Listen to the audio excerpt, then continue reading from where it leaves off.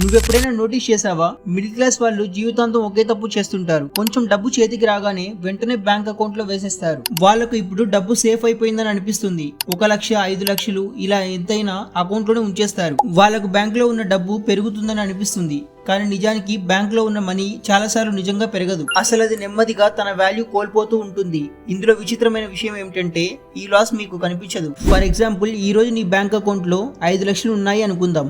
నా దగ్గర 5 లక్షల సేవింగ్స్ ఉన్నాయి అని నువ్వు సంతోషపడతావు. కానీ ఇన్ఫ్లేషన్ ప్రతి సంవత్సరం 6 to 7% పెరుగుతుంటే బ్యాంక్ నీకు కేవలం 3 to 4% ఇంట్రెస్ట్ మాత్రమే ఇస్తే నిజానికి నీ డబ్బు పెరుగుతుందా? ఒకసారి నువ్వే ఆలోచించు. అంటే దాని పర్చేసింగ్ పవర్ తగ్గిపోతుంది.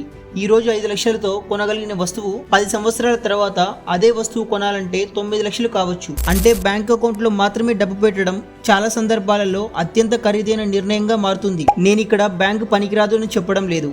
ఎమర్జెన్సీ ఫండ్ కోసం బ్యాంకు చాలా అవసరం. నెలవారీ ఖర్చుల కోసం కూడా అవసరమే. కానీ నీ మొత్తం సంపద సేవింగ్స్ అకౌంట్ లేదా ఫిక్స్డ్ డిపాజిట్ లోనే ఉంటే నువ్వు నిజంగా వెల్త్ క్రియేట్ చేయడం లేదు. నెమ్మదిగా నీ డబ్బును ఇన్ఫ్లేషన్ కి అప్పగిస్తున్నావు. నిజమైన వెల్త్ అనేది అసెట్స్ ద్వారా ఏర్పడుతుంది.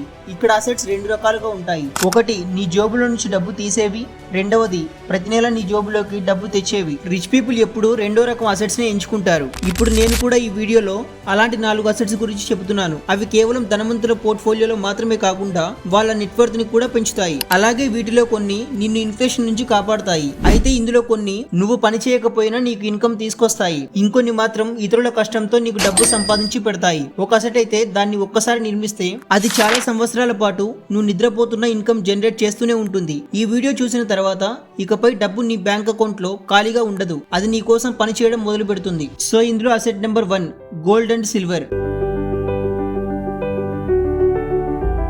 చాలా మందికి గోల్డ్ అంటే వెంటనే జ్యువెలరీ మాత్రమే గుర్తుకొస్తుంది. పెళ్లిళ్ళు, ఫంక్షన్లు, చూపు కోసం కొనే నగలు మాత్రమే గుర్తొస్తాయి. కానీ ధనవంతులు గోల్డ్ ను నగలాగా కొనరు, ఇన్సూరెన్స్ లాగా కొంటారు. ఎందుకంటే హిస్టరీ కూడా చెబుతుంది, ఎప్పుడైతే ఎకానమీలో పెద్ద సమస్యలు రావడం, కరెన్సీ బలహీనపడడం, అలాగే ఇన్ఫ్లేషన్ వేగంగా పెరుగుతుందో అలాంటి సమయాల్లో గోల్డ్ తన వాల్యూను చాలా వరకు నిలబెట్టుకుంటుంది. అందుకే ప్రపంచంలోని పెద్ద సెంట్రల్ బ్యాంక్స్ కూడా గోల్డ్ కొనుగోలు చేస్తుంటారు. అలా అని మీ దగ్గర ఉన్న డబ్బు మొత్తం గోల్డ్ లోనే పెట్టేమని కాదు. గోల్డ్ పని నిన్ను కోటీశ్వరుని చేయడం కాదు, నీ సంపదను కాపాడడం. అందుకే దీన్ని వెల్త్ ప్రొటెక్షన్ అసెట్ అంటారు. మిగతా అసెట్స్ విలువ పడిపోయినప్పుడు చాలా సార్లు గోల్డ్ స్థిరత్వాన్ని ఇస్తుంది. అందుకే తెలివైన ఇన్వెస్టర్స్ తమ పోర్ట్ఫోలియోలో ఒక చిన్న భాగాన్ని గోల్డ్ లేదా సిల్వర్ వంటి ప్రీషియస్ మెటల్స్ తో ఉంచుతారు. ఈ రోజుల్లో ఫిజికల్ గోల్డ్ మాత్రమే కాదు, గోల్డ్ ETF లేదా ఇతర గోల్డ్ ఇన్వెస్ట్మెంట్ ఆప్షన్స్ కూడా అందుబాటులో ఉన్నాయి. వీటి వల్ల స్టోరేజ్ మరియు సెక్యూరిటీ గురించి పెద్దగా టెన్షన్ ఉండదు. ఒక విషయం గుర్తుంచుకోండి, గోల్డ్ నిన్ను ఒక్కసారిగా ధనవంతుని చేయదు, కానీ చాలాసార్లు పేదవారిగా మారకుండా కాపాడుతుంది. సో ఇప్పుడు రెండో అసెట్ గురించి మాట్లాడుకుందాం. దీని గురించి మిడిల్ క్లాస్ వాళ్ళు చాలా తక్కువగా ఆలోచిస్తారు. దీని పేరు ఎక్విప్మెంట్. అంటే మిషన్స్, టూల్స్ లేదా నీకు బదులుగా పనిచేసి ప్రతిరోజు ఇన్కమ్ జనరేట్ చేసే ఏదైనా ఒక అసెట్. ఎందుకంటే రిచ్ పీపుల్ కేవలం డబ్బు ఖర్చు చేసి వస్తువులు కొనరు. వాళ్ళు భవిష్యత్తులో తమకు డబ్బు సంపాదించి పెట్టే వస్తువులను కొనుగోలు చేస్తారు. ఫర్ ఎగ్జాంపుల్, ఎవరో ఒకరు వెండింగ్ మిషన్ పెట్టారని అనుకుందాం. అక్కడ ప్రతిరోజు వందల మంది వాటర్, కూల్ డ్రింక్స్ లేదా స్నాక్స్ కొనుగోలు చేస్తుంటారు. ఒక్కసారి ఆలోచించండి, ఆ మిషన్ ప్రతిరోజు పనిచేస్తుంది. దానికి సండే సెలవు అవసరం లేదు, బోనస్ అవసరం లేదు, శాలరీ కూడా ఇవ్వాల్సిన పని లేదు. దాన్ని ఎంత ఎక్కువగా ఉపయోగిస్తే అది అంత ఎక్కువగా క్యాష్ ఫ్లో ఇస్తుంది. అందుకే ప్రపంచంలోని చాలా మంది business owners first luxury car కొనరు, ముందు తమకు ఫ్యూచర్ లో డబ్బు సంపాదించి పెట్టే మిషన్స్ లేదా ఎక్విప్మెంట్ కొనుగోలు చేస్తారు. ఆ ఇన్కమ్ తో తర్వాత లగ్జరీ కార్ కొంటారు. ఇదే మిడిల్ క్లాస్ మరియు రిచ్ మైండ్ సెట్ మధ్య ఉన్న అసలు తేడా. మిడిల్ క్లాస్ వాళ్ళు వాళ్ళ మొదటి సేవింగ్స్ తో ఐఫోన్, ఖరీదైన బైక్ లేదా ప్రతి సంవత్సరం వాల్యూ తగ్గిపోయే వస్తువులను కొనుగోలు చేస్తుంటారు. కానీ రిచ్ మైండ్ సెట్ ఉన్న వ్యక్తి ముందు ప్రతి నెల తన బ్యాంక్ అకౌంట్ లోకి డబ్బు తీసుకొచ్చే అసెట్స్ ని కొనుగోలు చేస్తాడు. ఎందుకంటే ముందుగా ఇన్కమ్ క్రియేట్ చేయాలని అతనికి తెలుసు. ఆ తర్వాత లైఫ్ స్టైల్ దానంతట అదే అప్గ్రేడ్ అవుతుంది.